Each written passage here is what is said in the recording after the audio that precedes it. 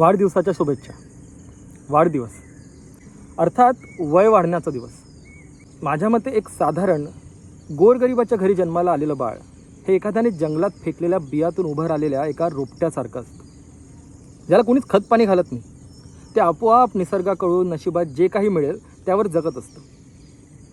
वादळ, पाऊस, वारा, उष्णता, हल्ली तर डिफॉरेस्टेशन अशा खडतर परिस्थितीला सामोरे जाताना या प्रवासात काही रोपटे जीव गमावून बसतात, तर काही रोपटे आपले पाय जमिनीच्या मातीत घट्ट रोवून कसंबसं स्वतःला जिवंत ठेवतात.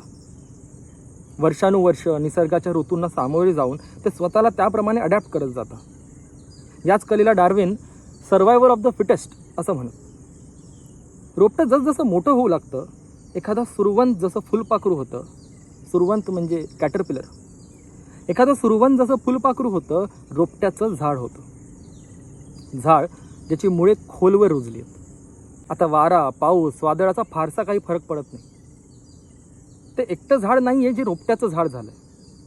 अजून आजूबाजूला बरेच अशी झाडं आहेत. आणि त्यानंतर एक अजून प्रकारची झाडं आहेत जे कोणीतरी फेकलेल्या बियांवर जन्माला आलेले नाही आहेत, विचार करून पेरण्यात आले. त्यांना सांभाळण्यासाठी माळी असतात, ज्यांना पाऊस, वादळ, वाऱ्यापासून वाचवण्यासाठी शेड असतात, वेळोवेळी खत पाणी मिळत असे. असेच काही प्रिव्हिलेज रोपटं आपल्याला गार्डन, बाल्कनी, मॉल, नर्सरी इत्यादी इत्यादी जागेवर दिसतात. हे जे नवीन प्रिव्हिलेज झाडं असतात हे एका पद्धतीची असतात. त्यांना आकार असतो, त्यावर निरनिराळे फुलं असतात, त्यांची पानं निरागस असतात, रंगीबिरंगी असतात, काही तर सुगंधित सुद्धा असतात. एकंदरीत ते एस्थेटिक असतात.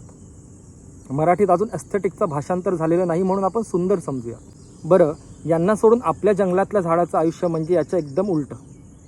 सौंदर्य म्हणून काही नसून देवदासीच्या जटासारख्या आपल्या फांद्याला फुटलेल्या मुळा जमिनीपर्यंत लटकत असणारं झाड म्हणजे हे आपलं वडाचं झाड. हे वडाचं झाड जे स्वतःच्या हिमतीवर जंगलात मोठं झालं, किती अनएस्थेटिक का असेना, पण त्याची वाढ ही अतुलनीय. ते वाढत वाढत इतकं मोठं होतं की त्याच्या सावलीत आता बरेच नवीन रोपटे जन्माला आले. आणि बघता बघता त्याच्या सावलीत एका रोपट्यांचं कुटुंब तयार झालं. ते इतकं वाढतं की काही वर्षाने ते स्वतः वाढणं बंद होऊन जातं. आता ते स्वतः न वाढता त्याच्या सावलीत रोपटे, झाडं वाढू लागली. रोपट्यांची झाडं झाली. झाडं वेगवेगळ्या फुलांची, फळांची, जी निरागस असतात, त्यांच्यावर रंगीबिरंगी फुलं असतात, त्याच रोपट्यांसारखी जी आपण एकंदरीत एस्थेटिक म्हणून लोकांच्या बाल्कनीमध्ये, नर्सरीमध्ये, गार्डनमध्ये बघत असतो. तीच प्रिव्हिलेज रोपटं आता या वडाच्या झाडाच्या सावलीत जन्माला आली. ती नवीन उमललेली झाडं, फुलं, फळं, लटकलेल्या लांब मुळा कितीही मोठ्या आणि आकर्षक का असू देईना, शेवटी राहतात त्या वडाच्या सावलीतच. आमचे आईवडील हे याच कोणीतरी फेकलेल्या बियातून उभं राहिलेलं एक मोठं महान वडाचं झाड.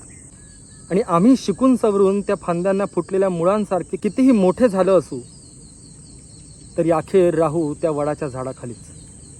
वाढदिवसाच्या शुभेच्छा.